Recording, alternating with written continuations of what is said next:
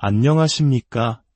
지혜의 숲에서 길을 찾는 여러분과 함께하는 시간입니다. 혹시 여러분의 기도가 마치 높은 벽이나 차가운 천장에 부딪혀 그대로 되돌아오는 것처럼 느껴진 적이 있으신가요? 더 나은 사람이 되기 위해, 하나님의 사랑을 얻기 위해 평생을 바쳐 노력했지만 마음 한구석에는 여전히 채워지지 않는 공허함이 자리하고 있지는 않으신지요? 우리 중 많은 이들이 하나님의 사랑과 축복을 받기 위해서는 먼저 자신의 가치를 증명해야 한다고 믿으며 살아갑니다. 더 완벽해져야 하고 더 많은 것을 이뤄야만 비로소 그분의 인정을 받을 수 있다고 생각하죠. 하지만 오늘 저는 그것이 얼마나 아름다운 시간의 낭비였는지를 이야기하려 합니다. 우리가 이미 하나님의 눈에 완벽한 존재이며 온전하고 신성한 존재라는 사실을 깨닫는 순간 기적은 숨쉬는 것처럼 자연스러운 일이 됩니다. 만약 지금 이 순간 이 이야기에 귀 기울이고 계신다면 그것은 결코 우연이 아닐 것입니다. 여러분은 오랫동안 무언가를 찾아 헤매고 기도하고 희망하며 자신보다 더 위대한 존재와 연결되기를 간절히 바랐을 것입니다. 하지만 하나님은 너무 멀리 계신 것 같고 기도는 허공의 메아리처럼 흩어지는 것만 같습니다. 깊은 마음속으로는 과연 내가 그분의 축복을 받을 자격이 있는지 의심하기도 합니다. 오늘 우리는 그 모든 의심과 불안의 장막을 걷어내고 여러분 안에 이미 존재하는 무한한 힘을 깨우는 여정을 떠나려 합니다. 이 이야기가 여러분의 마음에 깊은 울림을 준다면 좋아요와 구독으로 이 은혜로운 지혜를 더 많은 이들과 함께 나누어 주십시오. 진리를 찾는 모든 이들에게 하나님의 축복이 함께하기를 기도합니다. 이제 제가 수십 년간의 연구와 경험을 통해 발견한 위대한 진실, 즉 하나님의 나라는 당신 안에 있다는 말씀이 단순한 비유가 아니라 지금 이 순간 당신이 접근할 수 있는 살아 숨쉬는 현실이라는 것을 함께 확인해 보겠습니다. 저는 여러분에게 더 많은 규칙이나 따라야 할 절차를 제시하지 않을 것입니다.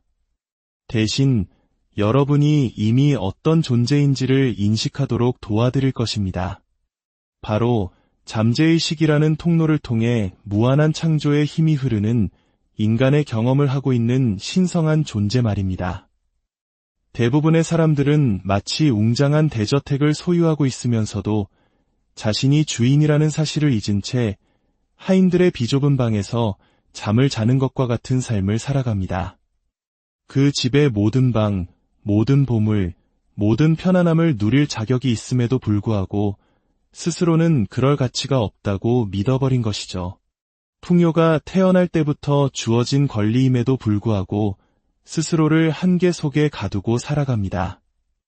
오늘 저는 여러분에게 바로 그 저택의 열쇠를 건네드리고자 합니다. 여러분이 진정 누구인지를 다시 한번 상기시켜드리고 여러분을 작게 만들었던 거짓된 믿음이 아닌 그 위대한 진리로부터 살아가는 법을 보여드리겠습니다. 그 시작으로 제 모든 것을 바꾸어 놓았던 한 이야기, 제가 평생토록 찾아 헤매던 것이 저 멀리 밖이 아닌 바로 제 안에 있었음을 발견하게 된 그 순간의 이야기부터 나누고자 합니다. 때는 1952년 몹시 추운 12월의 어느 날 밤이었습니다. 저는 심리학, 철학, 신학에 관한 책들로 가득 찬 서재에 홀로 앉아 있었습니다. 책장에는 윌리엄 제임스, 칼 융, 그리고 동서양의 위대한 신비가들의 지혜가 가득했지만 그 모든 학문과 수년간의 영적 탐구에도 불구하고 제 마음은 텅 비어 있었습니다. 기도는 공허했고 믿음은 억지로 쥐어짜는 것 같았습니다. 바로 그날 저는 가슴 무너지는 소식을 접했습니다. 제게 처음으로 기도하는 법을 가르쳐 주시고 진정한 믿음의 삶이 무엇인지를 몸소 보여주셨던 사랑하는 어머니께서 죽음을 앞두고 계시다는 것이었습니다. 의사는 더 이상 손쓸 방법이 없다고 길어야 일주일을 넘기기 어려울 것이라고 말했습니다. 저는 몇 주 동안 간절히 기도했습니다. 치료자이신 하나님께 매달렸고 더 나은 사람이 되겠다고, 더 많이 섬기고 베풀겠다고 약속했습니다. 제가 아는 모든 기도를 드리고 찾아갈 수 있는 모든 영적 스승을 만났으며 손에 넣을 수 있는 모든 치유 간증을 읽었습니다. 하지만 어머니의 상태는 날이 갈수록 악화되었습니다. 죄책감이 저를 짓눌렀습니다. 다른 이들에게 기도의 힘과 신성한 치유에 대해 가르치는 제가 정작 제 어머니조차 돕지 못하고 있었습니다. 제가 세상에서 가장 사랑하는 사람을 위해 하나님의 능력을 끌어낼 수 없다면 대체 저는 어떤 영적 지도자이며 어떤 아들이란 말입니까? 그날 밤 저는 경외심이 아닌 완전한 패배감에 무릎을 꿇었습니다. 노력하고 믿고 희망하는 것에 완전히 지쳐버렸습니다. 저는 마음속 모든 고뇌를 토해내며 울부짖었습니다. 하나님, 어디에 계십니까? 저는 모든 것을 올바르게 행했습니다.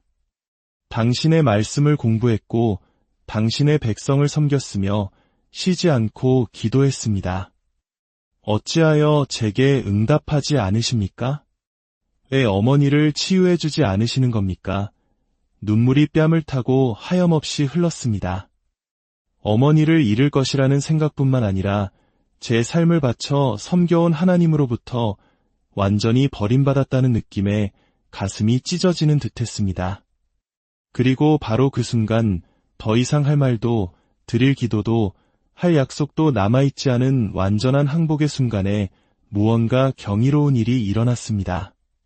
제 절망 끝의 침묵 속에서 귀로 들리는 음성이 아닌 그보다 훨씬 더 심오한 무언가를 느꼈습니다. 그것은 하나의 현존, 하나의 암, 너무나 깊고 친밀하여 제 존재의 핵심에서부터 흘러나오는 듯한 사랑이었습니다. 그 말씀은 귀가 아닌 제 영혼 전체로 느껴졌습니다. 나의 아이야, 나는 멀리 있지 않다. 너를 외면하고 있는 것이 아니다. 나는 단 한순간도 너를 떠난 적이 없다. 나는 저 높은 곳에 있고 너는 이 낮은 곳에 있는 것이 아니다. 나는 내 밖에서 너를 내려다보는 존재가 아니다. 나는 너를 통해 표현되고 너로서 살아가며 너를 통해 사랑하고 있다. 내가 찾는 힘이 바로 너의 힘이며 내가 갈망하는 사랑이 바로 내가 구현하는 사랑이다. 내가 바라는 치유는 이미 너를 통해 흐르고 있다. 그 순간 제가 하나님과 기도 그리고 실제의 본질에 대해 알고 있다고 생각했던 모든 것이 뒤집혔습니다. 아니, 어쩌면 제 인생에서 처음으로 모든 것이 제자리를 찾았다고 해야 할 것입니다. 저는 수년간의 공부와 가르침에도 불구하고 근본적인 오해 속에서 살아왔다는 것을 깨달았습니다. 저는 하나님을 마치 변덕스러운 왕처럼 백성을 돕도록 설득해야 하는 대상으로 여겼습니다. 기도를 부자가 베푸는 자선의 부스러기를 바라는 거지처럼 드렸습니다. 하지만 그 신성한 깨달음의 순간 저는 하나님이 창조물과 분리된 존재가 아니라는 것을 이해했습니다. 하나님은 모든 창조물의 생명을 불어넣는 바로 그 생명력이셨습니다. 하나님은 다른 어딘가에 계신 것이 아니라 제가 생각하고 느끼고 삶을 경험하는 바로 그 의식이셨습니다. 저는 하나님께 도달하려는 인간이 아니라 인간으로 표현되는 하나님이었습니다. 이 깨달음이 가져온 파장은 엄청났습니다.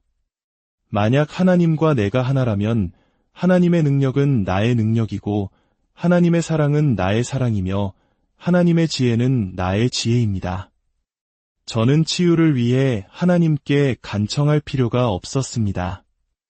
치유가 저의 신성한 본성임을 인식하기만 하면 되는 것이었습니다. 이 새로운 깨달음이 제 의식을 가득 채우자 저는 무릎을 꿇고 일어섰습니다. 이번에는 패배가 아닌 진정한 인식이었습니다. 저는 어머니의 침실로 걸어갔습니다. 어머니는 의식을 잃은 채였고 힘겹게 숨을 쉬고 계셨습니다. 하지만 저는 죽어가는 여인이 아닌 전혀 다른 것을 보았습니다.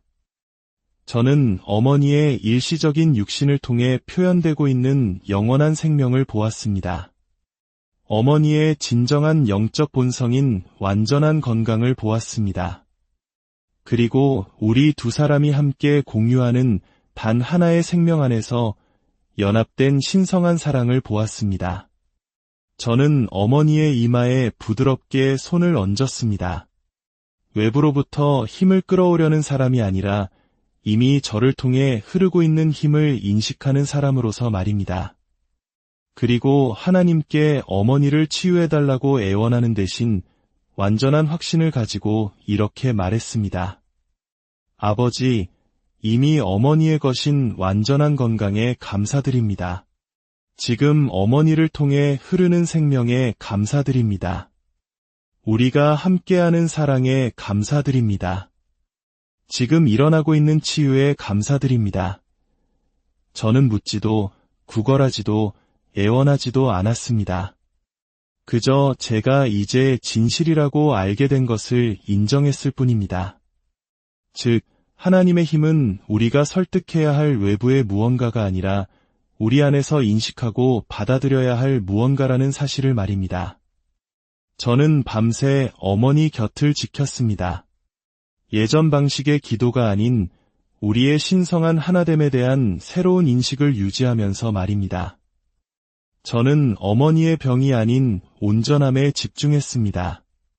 죽음이 아닌 영원한 생명을 묵상했습니다. 두려움이 아닌 사랑 안에 머물렀습니다. 동이틀 무렵 아름다운 일이 일어났습니다. 어머니의 호흡이 더 깊고 규칙적으로 변했고 뺨의 혈색이 돌기 시작했습니다. 오전에 어머니는 눈을 뜨셨고 몇 주 만에 처음 보는 맑은 눈빛으로 저를 바라보셨습니다. 요셉아, 어머니는 속삭였습니다.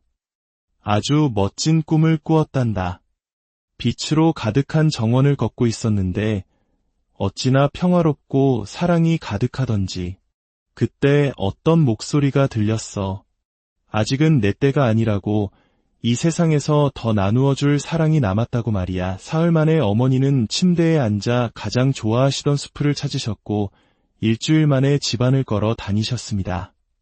그리고 한 달 후에는 완전히 일상으로 돌아오셨습니다. 어머니는 그날 밤 이후로 12년 동안 아름답고 건강하게 더 사셨습니다. 의사들은 기적이라고 불렀고 그들의 말은 맞았습니다. 하지만 그들이 생각하는 방식의 기적은 아니었습니다.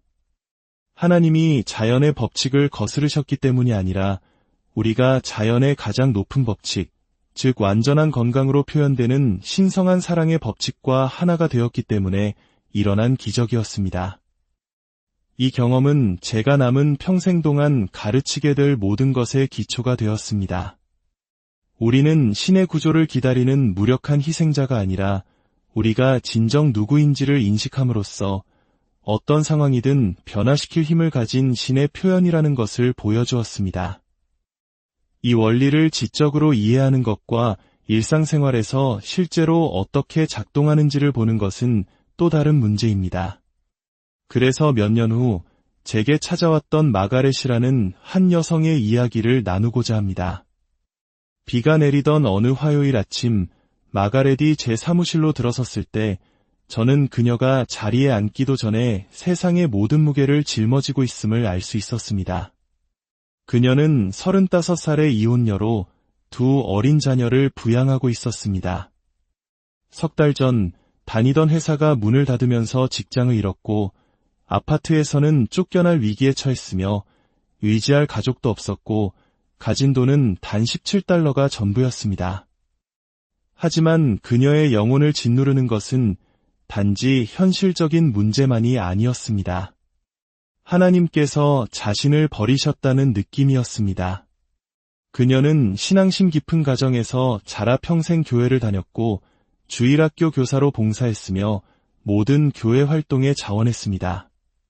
하나님의 은총을 얻기 위해 해야 한다고 생각했던 모든 것을 다 했습니다. 그럼에도 불구하고 그녀는 인생 최악의 위기에 직면해 있었습니다. 박사님, 그녀는 눈물을 흘리며 말했습니다. 저는 몇 달 동안 매일 기도했어요. 저를 도와달라고, 돈을 보내달라고, 일자리를 달라고 애원했어요. 더 나은 신자가 되겠다고, 교회에 더 많이 헌금하고, 더 많이 기도하겠다고 약속했어요. 하지만 아무 일도 일어나지 않아요. 하나님이 제 기도를 듣지 않으시거나 관심이 없으시거나 아니면 제가 벌을 받을 만큼 끔찍한 죄를 지었나 봐요. 저는 이 아름답고 진실한 여성을 보며 그녀가 과거의 저처럼 영적인 속박에 갇혀 있음을 알 수 있었습니다. 그녀는 자신이 하나님과 분리되어 있다고 믿었고 그분을 설득해야만 도움을 받을 수 있으며 자신은 축복받을 자격이 없다고 생각했습니다. 마가렛, 저는 부드럽게 말했습니다. 만약 제가 하나님께서 당신이 드린 모든 기도에 이미 응답하셨다고 말씀드리면 어떻게 생각하시겠어요? 그녀는 마치 제가 정신 나간 사람을 보듯 저를 쳐다봤습니다. 그게 무슨 말씀이세요? 제 삶을 보세요.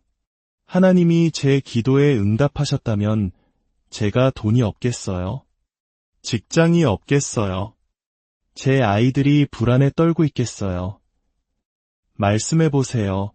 제가 물었습니다. 당신의 상황에 대해 기도할 때 정확히 무엇에 집중하시나요?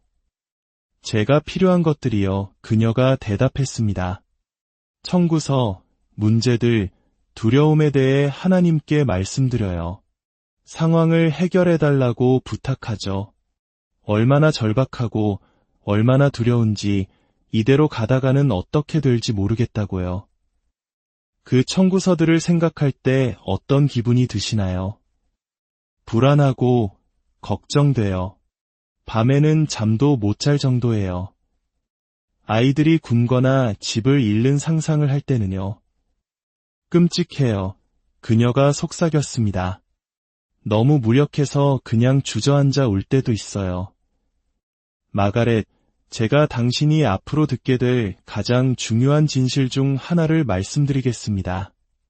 당신의 잠재의식은 우주에서 가장 충실한 하인과 같습니다. 잠재의식은 당신의 명령에 의문을 제기하지도 논쟁하지도 않습니다. 그저 당신이 강한 감정을 실어 집중하는 것이 무엇이든 그것을 받아들여 밤낮으로 그것을 당신의 현실로 만들기 위해 일합니다. 당신은 몇 달 동안 두려움이라는 감정을 실어 결핍에 집중해왔습니다. 당신의 잠재의식은 그것이 당신이 원하는 것이라고 생각하고 충실하게 더 많은 결핍을 창조해온 것입니다. 그녀의 눈에 혼란이 가득했습니다. 저는 계속해서 설명했습니다. 잠재의식은 인간의 언어를 이해하지 못합니다. 오직 느낌, 감정, 마음속 이미지의 언어만을 이해합니다. 당신이 불안한 감정으로 청구서에 대해 기도할 때 잠재의식은 청구서를 내게 도와주세요라는 말을 듣는 것이 아니라 나는 돈에 대해 불안하다는 느낌을 받습니다. 그리고 더 불안해할 상황을 만들어냅니다. 이것이 바로 잠재의식이자 당신 안에 있는 하나님의 나라가 작동하는 방식입니다. 그것은 당신이 진정으로 믿고 느끼는 것을 창조할 무한한 힘을 가지고 있습니다. 문제는 하나님이 당신의 기도에 응답하실 것인가가 아닙니다. 문제는 당신이 진정으로 무엇을 위해 기도하고 있는가입니다. 마치 라디오 주파수를 맞추는 것과 같습니다. 이 방 안에는 지금 이 순간에도 세상의 모든 라디오 전파가 존재합니다. 음악, 뉴스, 토크쇼가 동시에 여기에 있습니다. 하지만 당신은 당신이 주파수를 맞춘 방송만 들을 수 있습니다. 아름다운 음악을 듣고 싶다면 잡음에 주파수를 맞추지 않듯이 좋은 소식을 듣고 싶다면 문제만 방송하는 채널에 맞추지 않는 것과 같습니다. 당신의 의식은 라디오 수신기와 같아서 당신이 지속적으로 주파수를 맞추는 것이 당신의 삶에 나타납니다. 어떻게 하면 주파수를 바꿀 수 있을까요? 그녀가 물었습니다. 바로 제가 기다리던 질문이었습니다. 저는 그녀에게 감사인식 기도법을 가르쳤습니다. 매일 아침 침대에서 일어나기 전, 그리고 매일 밤 잠들기 전에 10분씩 감사 기도를 드리는 것입니다. 하나님, 제가 절박하고 두려우니 제발 일자리를 주세요. 라고 기도하는 대신 이렇게 기도하는 것입니다. 아버지, 이미 저의 것인 완벽한 일자리에 감사드립니다. 저의 재능을 사용하고 풍족한 보수를 주며 기쁨을 주는 일에 감사드립니다. 저를 알아주고 가치를 인정해주는 동료들과 환경에 감사드립니다. 저와 제 아이들을 둘러싼 재정적 안정에 감사드립니다. 핵심은 단지 말에 있는 것이 아니라 마치 이 모든 것이 이미 사실인 것처럼 감사의 느낌을 불러일으키는 데 있었습니다.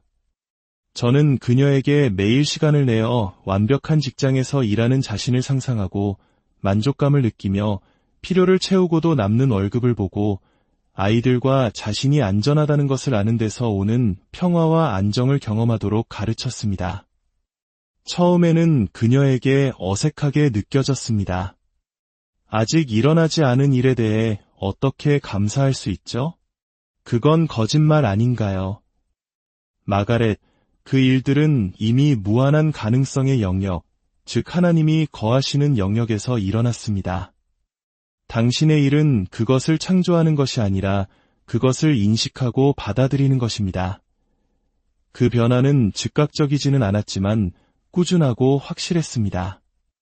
첫 주 안에 마가렛은 마음이 더 평화로워지고 희망에 차는 것을 느꼈습니다. 2주가 지나자 놀라운 일이 일어났습니다. 이전 직장 동료로부터 전화가 걸려왔는데 그 동료는 성장하는 회사에서 관리직으로 승진했고 마가렛의 기술과 경험을 가진 사람이 필요하다는 것이었습니다. 그 일자리는 이전보다 30% 더 많은 급여와 훌륭한 복지를 제공했습니다. 그것은 시작에 불과했습니다.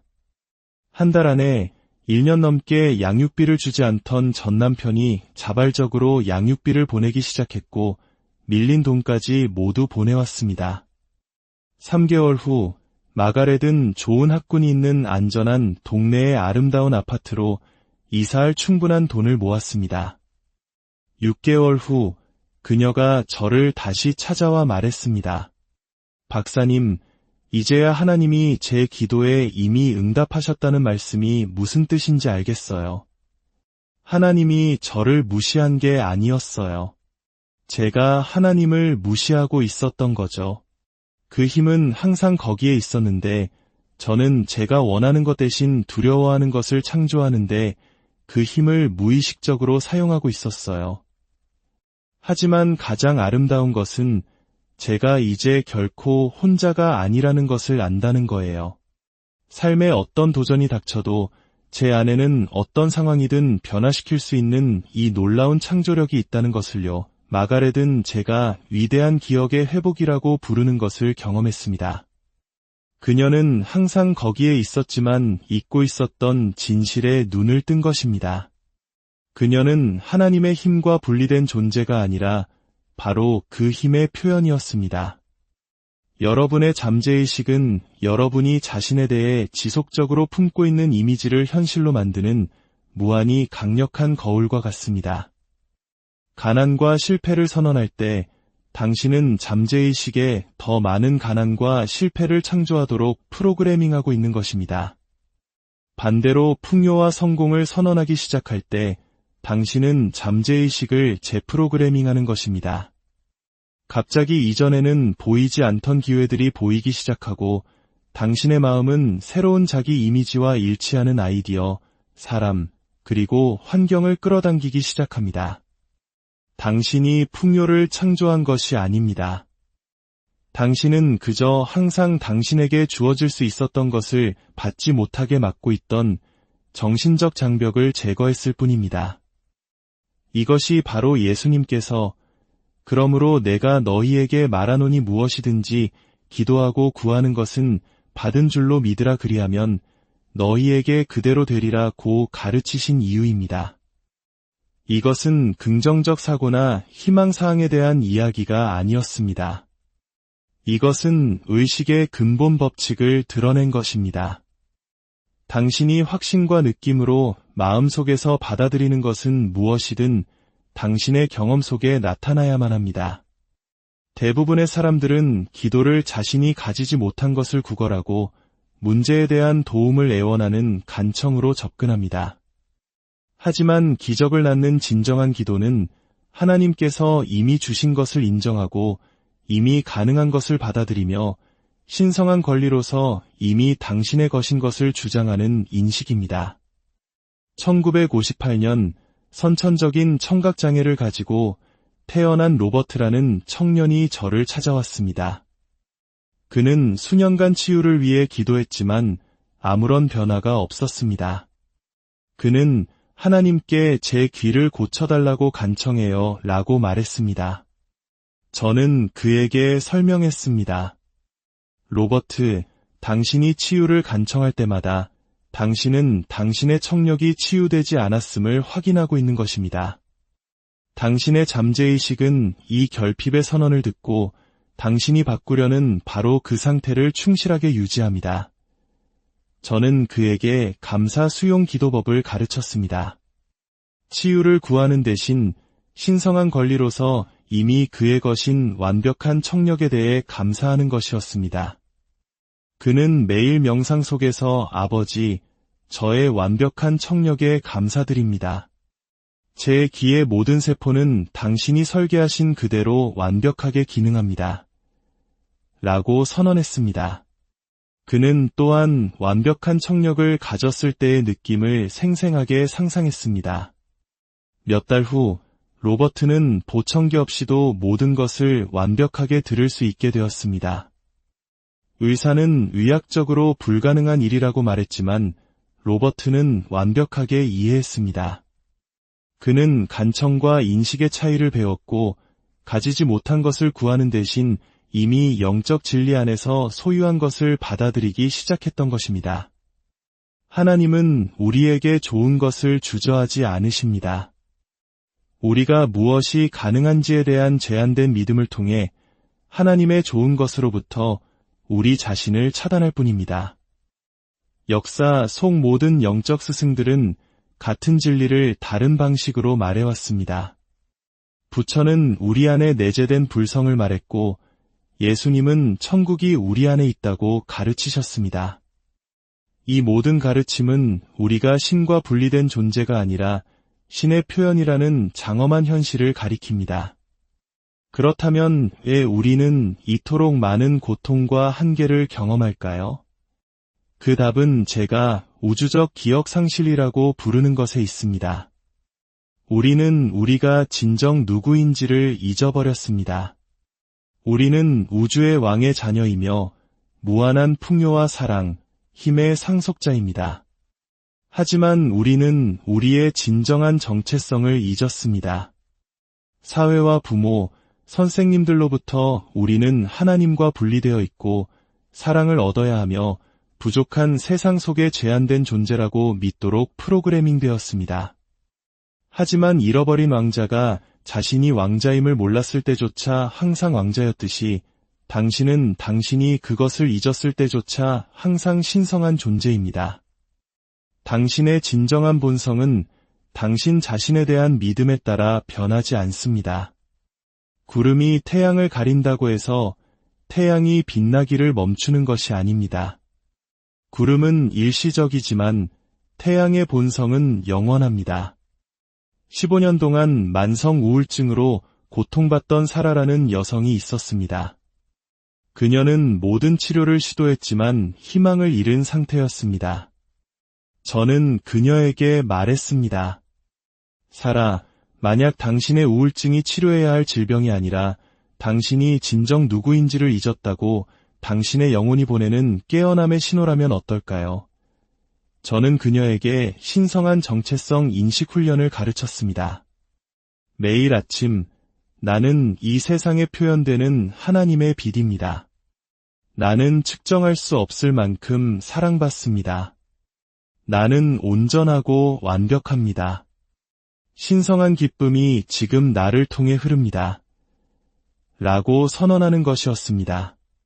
처음에는 이 말들이 거짓말처럼 느껴졌지만 그녀는 꾸준히 실천했습니다. 몇 달 후 그녀는 정원에 앉아 있다가 갑자기 깊은 사랑과 평화에 압도되는 경험을 했습니다. 그녀는 우울한 사람 사라가 아닌 사랑받는 하나님의 자녀로서의 자신을 느꼈습니다. 그 순간 그녀는 우울증이 자신의 정체성이 아니라 그저 자신이 겪고 있는 경험일 뿐이며 경험은 변할 수 있다는 것을 깨달았습니다. 그 깨달음은 그녀의 완전한 치유로 이어졌습니다. 당신은 당신의 환경이나 과거의 희생자가 아닙니다. 당신 존재의 가장 깊은 곳에서 당신은 순수한 의식이며 무한한 잠재력입니다. 이제 여러분의 삶을 변화시킬 구체적인 실천법을 나누겠습니다. 저는 이것을 신성한 각성 프로토콜이라고 부릅니다. 30일만 꾸준히 실천해 보십시오. 첫째, 아침의 신성한 인식입니다. 매일 아침 침대에서 일어나기 전 10분 동안 당신의 진정한 본성과 연결하십시오. 가슴에 손을 얹고 깊은 느낌으로 말하십시오. 좋은 아침입니다. 나로서 표현되는 신성한 생명이여. 이 새로운 날, 당신의 사랑을 표현할 새로운 기회에 감사합니다. 나는 당신과 하나입니다. 당신의 무한한 힘이, 완전한 사랑이, 신성한 지혜가 지금 나를 통해 흐릅니다. 둘째, 현실화 이전의 감사입니다. 원하는 것을 구하는 대신 이미 가진 것처럼 감사하십시오. 재정적 어려움에 처했다면 아버지, 이미 저의 것인 풍요에 감사합니다. 예상치 못한 곳에서 돈이 쉽게 흘러들어옴에 감사합니다. 라고 기도하십시오. 셋째, 내면의 성소입니다. 매일 조용한 곳에서 눈을 감고 당신의 의식 안에 있는 신성한 현존과 함께 하십시오. 무언가를 구하지 말고 그저 그 사랑과 평화 속에 머무르십시오. 넷째, 어려움에 대한 신성한 대응입니다. 문제가 닥쳤을 때 이 어려움은 나에게 일어나는 것이 아니라 나를 위해 일어나는 것이다. 내가 하나님의 힘을 증명할 기회다. 라고 상기하십시오. 문제 대신 해결책에 집중하고 신뢰 속에서 행동하십시오.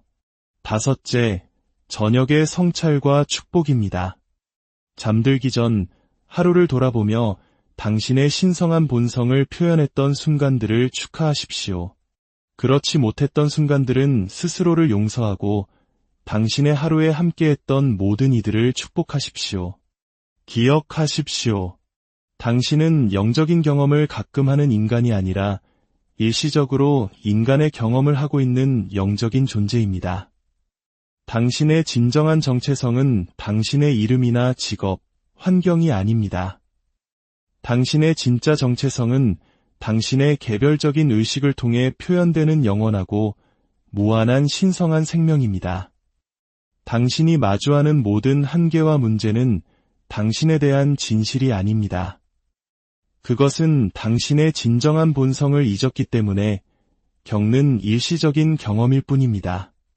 당신이 진정 누구인지를 깨달을 때 당신이 바로 당신으로서 표현되는 하나님이라는 것을 이해할 때 모든 것이 가능해집니다.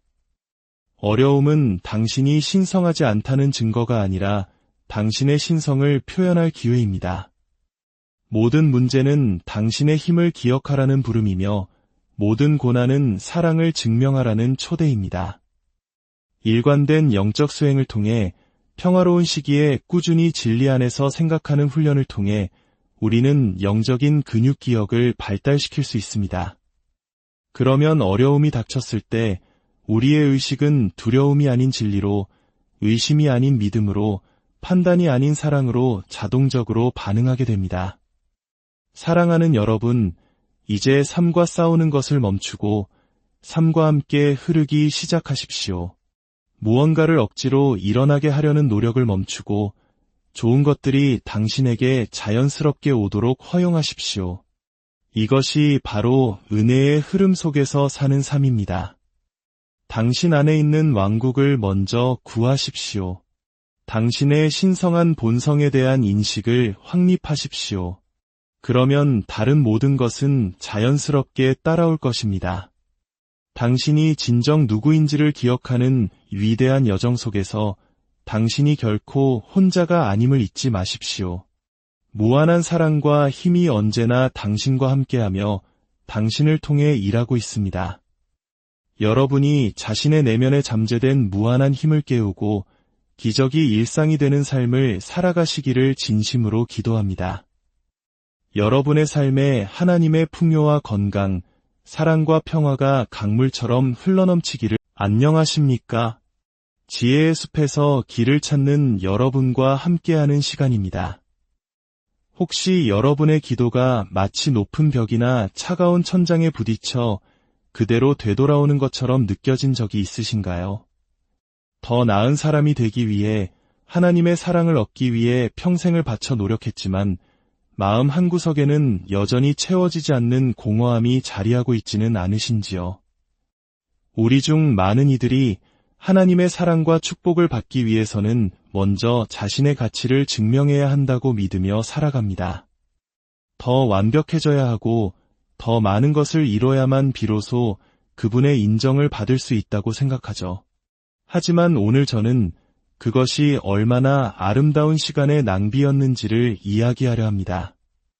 우리가 이미 하나님의 눈에 완벽한 존재이며 온전하고 신성한 존재라는 사실을 깨닫는 순간 기적은 숨쉬는 것처럼 자연스러운 일이 됩니다. 만약 지금 이 순간 이 이야기에 귀 기울이고 계신다면 그것은 결코 우연이 아닐 것입니다. 여러분은 오랫동안 무언가를 찾아 헤매고 기도하고 희망하며 자신보다 더 위대한 존재와 연결되기를 간절히 바랐을 것입니다. 하지만 하나님은 너무 멀리 계신 것 같고 기도는 허공의 메아리처럼 흩어지는 것만 같습니다. 깊은 마음속으로는 과연 내가 그분의 축복을 받을 자격이 있는지 의심하기도 합니다. 오늘 우리는 그 모든 의심과 불안의 장막을 걷어내고 여러분 안에 이미 존재하는 무한한 힘을 깨우는 여정을 떠나려 합니다. 이 이야기가 여러분의 마음에 깊은 울림을 준다면 좋아요와 구독으로 이 은혜로운 지혜를 더 많은 이들과 함께 나누어 주십시오. 진리를 찾는 모든 이들에게 하나님의 축복이 함께하기를 기도합니다. 이제 제가 수십 년간의 연구와 경험을 통해 발견한 위대한 진실, 즉 하나님의 나라는 당신 안에 있다는 말씀이 단순한 비유가 아니라 지금 이 순간 당신이 접근할 수 있는 살아 숨쉬는 현실이라는 것을 함께 확인해 보겠습니다. 저는 여러분에게 더 많은 규칙이나 따라야 할 절차를 제시하지 않을 것입니다. 대신 여러분이 이미 어떤 존재인지를 인식하도록 도와드릴 것입니다. 바로 잠재의식이라는 통로를 통해 무한한 창조의 힘이 흐르는 인간의 경험을 하고 있는 신성한 존재 말입니다. 대부분의 사람들은 마치 웅장한 대저택을 소유하고 있으면서도 자신이 주인이라는 사실을 잊은 채 하인들의 비좁은 방에서 잠을 자는 것과 같은 삶을 살아갑니다. 그 집의 모든 방, 모든 보물, 모든 편안함을 누릴 자격이 있음에도 불구하고 스스로는 그럴 가치가 없다고 믿어버린 것이죠. 풍요가 태어날 때부터 주어진 권리임에도 불구하고 스스로를 한계 속에 가두고 살아갑니다. 오늘 저는 여러분에게 바로 그 저택의 열쇠를 건네드리고자 합니다. 여러분이 진정 누구인지를 다시 한번 상기시켜드리고 여러분을 작게 만들었던 거짓된 믿음이 아닌 그 위대한 진리로부터 살아가는 법을 보여드리겠습니다. 그 시작으로 제 모든 것을 바꾸어 놓았던 한 이야기, 제가 평생토록 찾아 헤매던 것이 저 멀리 밖이 아닌 바로 제 안에 있었음을 발견하게 된 그 순간의 이야기부터 나누고자 합니다. 때는 1952년 몹시 추운 12월의 어느 날 밤이었습니다. 저는 심리학, 철학, 신학에 관한 책들로 가득 찬 서재에 홀로 앉아 있었습니다. 책장에는 윌리엄 제임스, 칼 융, 그리고 동서양의 위대한 신비가들의 지혜가 가득했지만 그 모든 학문과 수년간의 영적 탐구에도 불구하고 제 마음은 텅 비어 있었습니다. 기도는 공허했고 믿음은 억지로 쥐어짜는 것 같았습니다. 바로 그날 저는 가슴 무너지는 소식을 접했습니다. 제게 처음으로 기도하는 법을 가르쳐 주시고 진정한 믿음의 삶이 무엇인지를 몸소 보여주셨던 사랑하는 어머니께서 죽음을 앞두고 계시다는 것이었습니다. 의사는 더 이상 손쓸 방법이 없다고 길어야 일주일을 넘기기 어려울 것이라고 말했습니다.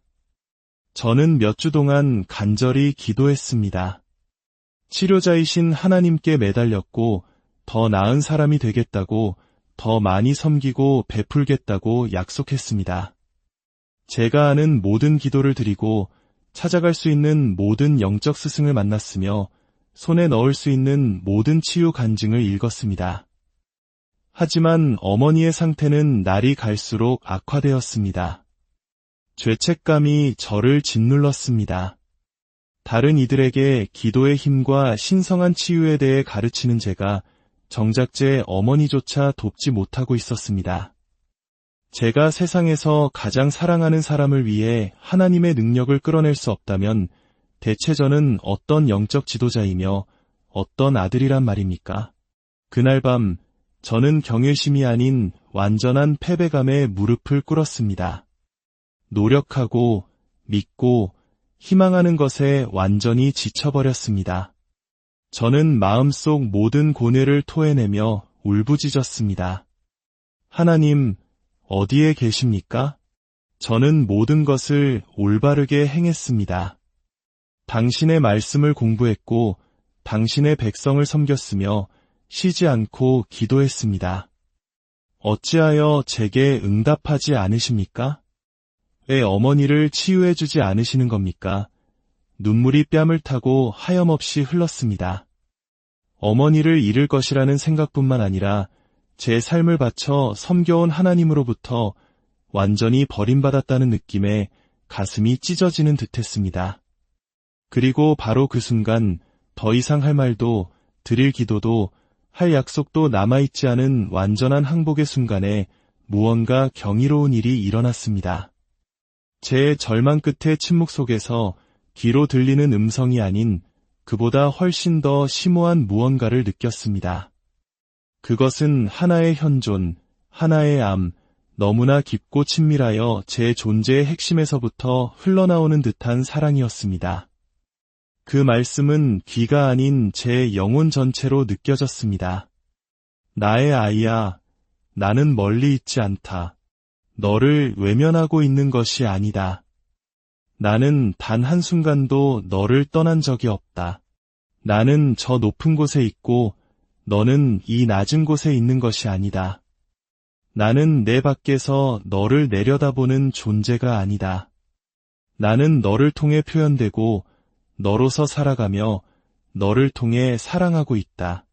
내가 찾는 힘이 바로 너의 힘이며 내가 갈망하는 사랑이 바로 내가 구현하는 사랑이다. 내가 바라는 치유는 이미 너를 통해 흐르고 있다. 그 순간 제가 하나님과 기도 그리고 실제의 본질에 대해 알고 있다고 생각했던 모든 것이 뒤집혔습니다. 아니, 어쩌면 제 인생에서 처음으로 모든 것이 제자리를 찾았다고 해야 할 것입니다. 저는 수년간의 공부와 가르침에도 불구하고 근본적인 오해 속에서 살아왔다는 것을 깨달았습니다. 저는 하나님을 마치 변덕스러운 왕처럼 백성을 돕도록 설득해야 하는 대상으로 여겼습니다. 기도를 부자가 베푸는 자선의 부스러기를 바라는 거지처럼 드렸습니다. 하지만 그 신성한 깨달음의 순간 저는 하나님이 창조물과 분리된 존재가 아니라는 것을 이해했습니다. 하나님은 모든 창조물의 생명을 불어넣는 바로 그 생명력이셨습니다. 하나님은 다른 어딘가에 계신 것이 아니라 제가 생각하고 느끼고 삶을 경험하는 바로 그 의식이셨습니다. 저는 하나님께 도달하려는 인간이 아니라 인간으로 표현되는 하나님이었습니다. 이 깨달음이 가져온 파장은 엄청났습니다. 만약 하나님과 내가 하나라면 하나님의 능력은 나의 능력이고 하나님의 사랑은 나의 사랑이며 하나님의 지혜는 나의 지혜입니다. 저는 치유를 위해 하나님께 간청할 필요가 없었습니다. 치유가 저의 신성한 본성임을 인식하기만 하면 되는 것이었습니다. 이 새로운 깨달음이 제 의식을 가득 채우자 저는 무릎을 꿇고 일어섰습니다. 이번에는 패배가 아닌 진정한 인식이었습니다. 저는 어머니의 침실로 걸어갔습니다. 어머니는 의식을 잃은 채였고 힘겹게 숨을 쉬고 계셨습니다. 하지만 저는 죽어가는 여인이 아닌 전혀 다른 것을 보았습니다. 저는 어머니의 일시적인 육신을 통해 표현되고 있는 영원한 생명을 보았습니다. 어머니의 진정한 영적 본성인 완전한 건강을 보았습니다. 그리고 우리 두 사람이 함께 공유하는 단 하나의 생명 안에서 연합된 신성한 사랑을 보았습니다. 저는 어머니의 이마에 부드럽게 손을 얹었습니다. 외부로부터 힘을 끌어오려는 사람이 아니라 이미 저를 통해 흐르고 있는 힘을 인식하는 사람으로서 말입니다. 그리고 하나님께 어머니를 치유해달라고 애원하는 대신 완전한 확신을 가지고 이렇게 말했습니다. 아버지, 이미 어머니의 것인 완전한 건강에 감사드립니다. 지금 어머니를 통해 흐르는 생명에 감사드립니다. 우리가 함께하는 사랑에 감사드립니다. 지금 일어나고 있는 치유에 감사드립니다. 저는 묻지도 구걸하지도 애원하지도 않았습니다. 그저 제가 이제 진실이라고 알게 된 것을 인정했을 뿐입니다. 즉, 하나님의 힘은 우리가 설득해야 할 외부의 무언가가 아니라 우리 안에서 인식하고 받아들여야 할 무언가라는 사실을 말입니다. 저는 밤새 어머니 곁을 지켰습니다. 예전 방식의 기도가 아닌 우리의 신성한 하나됨에 대한 새로운 인식을 유지하면서 말입니다. 저는 어머니의 병이 아닌 온전함에 집중했습니다. 죽음이 아닌 영원한 생명을 묵상했습니다. 두려움이 아닌 사랑 안에 머물렀습니다. 동이틀 무렵 아름다운 일이 일어났습니다. 어머니의 호흡이 더 깊고 규칙적으로 변했고 뺨에 혈색이 돌기 시작했습니다. 오전에 어머니는 눈을 뜨셨고 몇 주 만에 처음 보는 맑은 눈빛으로 저를 바라보셨습니다. 요셉아, 어머니는 속삭였습니다. 아주 멋진 꿈을 꾸었단다. 빛으로 가득한 정원을 걷고 있었는데 어찌나 평화롭고 사랑이 가득하던지. 그때 어떤 목소리가 들렸어.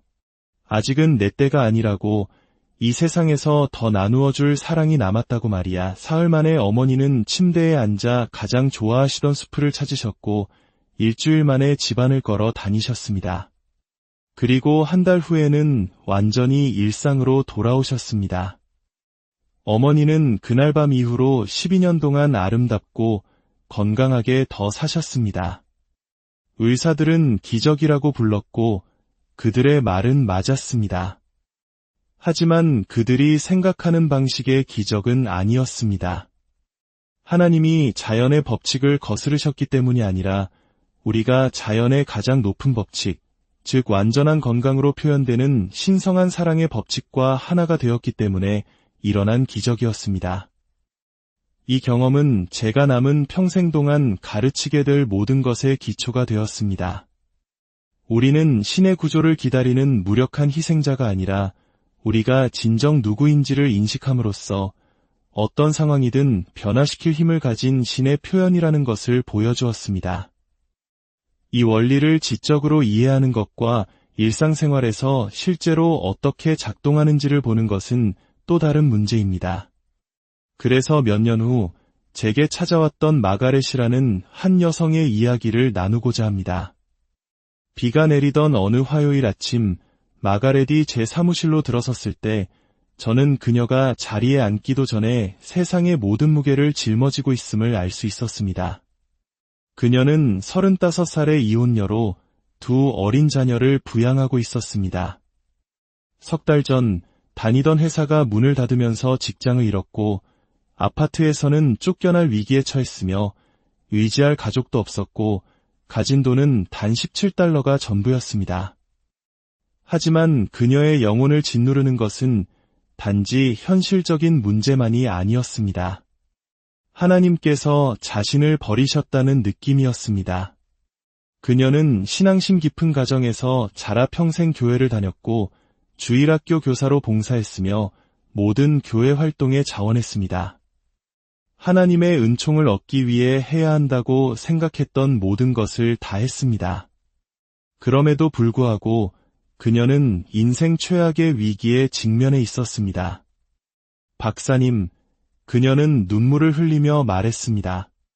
저는 몇 달 동안 매일 기도했어요. 저를 도와달라고, 돈을 보내달라고, 일자리를 달라고 애원했어요. 더 나은 신자가 되겠다고, 교회에 더 많이 헌금하고, 더 많이 기도하겠다고 약속했어요. 하지만 아무 일도 일어나지 않아요. 하나님이 제 기도를 듣지 않으시거나 관심이 없으시거나 아니면 제가 벌을 받을 만큼 끔찍한 죄를 지었나 봐요. 저는 이 아름답고 진실한 여성을 보며 그녀가 과거의 저처럼 영적인 속박에 갇혀 있음을 알 수 있었습니다.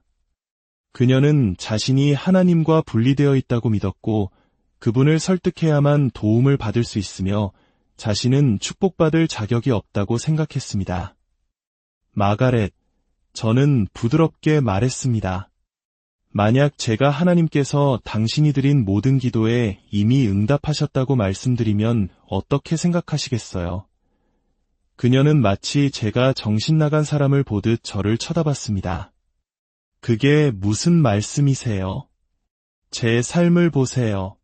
하나님이 제 기도에 응답하셨다면 제가 돈이 없겠어요? 직장이 없겠어요? 제 아이들이 불안에 떨고 있겠어요?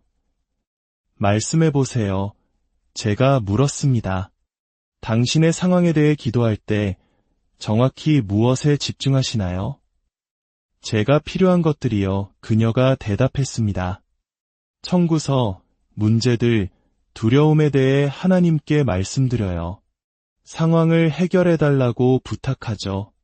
얼마나 절박하고 얼마나 두려운지 이대로 가다가는 어떻게 될지 모르겠다고요. 그 청구서들을 생각할 때 어떤 기분이 드시나요? 불안하고 걱정돼요. 밤에는 잠도 못 잘 정도예요. 아이들이 굶거나 집을 잃는 상상을 할 때는요. 끔찍해요. 그녀가 속삭였습니다. 너무 무력해서 그냥 주저앉아 울 때도 있어요. 마가렛, 제가 당신이 앞으로 듣게 될 가장 중요한 진실 중 하나를 말씀드리겠습니다. 당신의 잠재의식은 우주에서 가장 충실한 하인과 같습니다. 잠재의식은 당신의 명령에 의문을 제기하지도 논쟁하지도 않습니다. 그저 당신이 강한 감정을 실어 집중하는 것이 무엇이든 그것을 받아들여 밤낮으로 그것을 당신의 현실로 만들기 위해 일합니다. 당신은 몇 달 동안 두려움이라는 감정을 실어 결핍에 집중해왔습니다. 당신의 잠재의식은 그것이 당신이 원하는 것이라고 생각하고 충실하게 더 많은 결핍을 창조해온 것입니다. 그녀의 눈에 혼란이 가득했습니다. 저는 계속해서 설명했습니다. 잠재의식은 인간의 언어를 이해하지 못합니다. 오직 느낌, 감정, 마음속 이미지의 언어만을 이해합니다. 당신이 불안한 감정으로 청구서에 대해 기도할 때 잠재의식은 청구서를 내게 도와주세요라는 말을 듣는 것이 아니라 나는 돈에 대해 불안하다는 느낌을 받습니다. 그리고 더 불안해할 상황을 만들어냅니다. 이것이 바로 잠재의식이자 당신 안에 있는 하나님의 나라가 작동하는 방식입니다. 그것은 당신이 진정으로 믿고 느끼는 것을 창조할 무한한 힘을 가지고 있습니다. 문제는 하나님이 당신의 기도에 응답하실 것인가가 아닙니다. 문제는 당신이 진정으로 무엇을 위해 기도하고 있는가입니다. 마치 라디오 주파수를 맞추는 것과 같습니다. 이 방 안에는 지금 이 순간에도 세상의 모든 라디오 전파가 존재합니다. 음악, 뉴스, 토크쇼가 동시에 여기에 있습니다. 하지만 당신은 당신이 주파수를 맞춘 방송만 들을 수 있습니다. 아름다운 음악을 듣고 싶다면 잡음의 주파수를 맞추지 않듯이 좋은 소식을 듣고 싶다면 문제만 방송하는 채널에 맞추지 않는 것과 같습니다. 당신의 의식은 라디오 수신기와 같아서 당신이 지속적으로 주파수를 맞추는 것이 당신의 삶에 나타납니다. 어떻게 하면 주파수를 바꿀 수 있을까요? 그녀가 물었습니다. 바로 제가 기다리던 질문이었습니다. 저는 그녀에게 감사인식 기도법을 가르쳤습니다. 매일 아침 침대에서 일어나기 전, 그리고 매일 밤 잠들기 전에 10분씩 감사 기도를 드리는 것입니다. 하나님, 제가 절박하고 두려우니 제발 일자리를 주세요. 라고 기도하는 대신 이렇게 기도하는 것입니다. 아버지, 이미 저의 것인 완벽한 일자리에 감사드립니다. 저의 재능을 사용하고 풍족한 보수를 주며 기쁨을 주는 일에 감사드립니다. 저를 알아주고 가치를 인정해주는 동료들과 환경에 감사드립니다. 저와 제 아이들을 둘러싼 재정적 안정에 감사드립니다. 핵심은 단지 말에 있는 것이 아니라 마치 이 모든 것이 이미 사실인 것처럼 감사의 느낌을 불러일으키는 데 있었습니다. 저는 그녀에게 매일 시간을 내어 완벽한 직장에서 일하는 자신을 상상하고 만족감을 느끼며 필요를 채우고도 남는 월급을 보고 아이들과 자신이 안전하다는 것을 아는 데서 오는 평화와 안정을 경험하도록 가르쳤습니다. 처음에는 그녀에게 어색하게 느껴졌습니다. 아직 일어나지 않은 일에 대해 어떻게 감사할 수 있죠? 그건 거짓말 아닌가요? 마가렛, 그 일들은 이미 무한한 가능성의 영역, 즉 하나님이 거하시는 영역에서 일어났습니다. 당신의 일은 그것을 창조하는 것이 아니라 그것을 인식하고 받아들이는 것입니다. 그 변화는 즉각적이지는 않았지만 꾸준하고 확실했습니다. 첫 주 안에 마가렛은 마음이 더 평화로워지고 희망에 차는 것을 느꼈습니다. 2주가 지나자 놀라운 일이 일어났습니다. 이전 직장 동료로부터 전화가 걸려왔는데 그 동료는 성장하는 회사에서 관리직으로 승진했고 마가렛의 기술과 경험을 가진 사람이 필요하다는 것이었습니다. 그 일자리는 이전보다 30% 더 많은 급여와 훌륭한 복지를 제공했습니다. 그것은 시작에 불과했습니다. 한 달 안에 1년 넘게 양육비를 주지 않던 전 남편이 자발적으로 양육비를 보내기 시작했고 밀린 돈까지 모두 보내왔습니다. 3개월 후 마가렛은 좋은 학군이 있는 안전한 동네의 아름다운 아파트로 이사할 충분한 돈을 모았습니다. 6개월 후 그녀가 저를 다시 찾아와 말했습니다. 박사님, 이제야 하나님이 제 기도에 이미 응답하셨다는 말씀이 무슨 뜻인지 알겠어요. 하나님이 저를 무시한 게 아니었어요. 제가 하나님을 무시하고 있었던 거죠. 그 힘은 항상 거기에 있었는데 저는 제가 원하는 것 대신 두려워하는 것을 창조하는데 그 힘을 무의식적으로 사용하고 있었어요. 하지만 가장 아름다운 것은 제가 이제 결코 혼자가 아니라는 것을 안다는 거예요. 삶에 어떤 도전이 닥쳐도 제 안에는 어떤 상황이든 변화시킬 수 있는 이 놀라운 창조력이 있다는 것을요. 마가렛은 제가 위대한 기억의 회복이라고 부르는 것을 경험했습니다. 그녀는 항상 거기에 있었지만 잊고 있었던 진실에 눈을 뜬 것입니다. 그녀는 하나님의 힘과 분리된 존재가 아니라 바로 그 힘의 표현이었습니다. 여러분의 잠재의식은 여러분이 자신에 대해 지속적으로 품고 있는 이미지를 현실로 만드는 무한히 강력한 거울과 같습니다. 가난과 실패를 선언할 때 당신은 잠재의식에 더 많은 가난과 실패를 창조하도록 프로그래밍하고 있는 것입니다. 반대로 풍요와 성공을 선언하기 시작할 때 당신은 잠재의식을 재프로그래밍하는 것입니다. 갑자기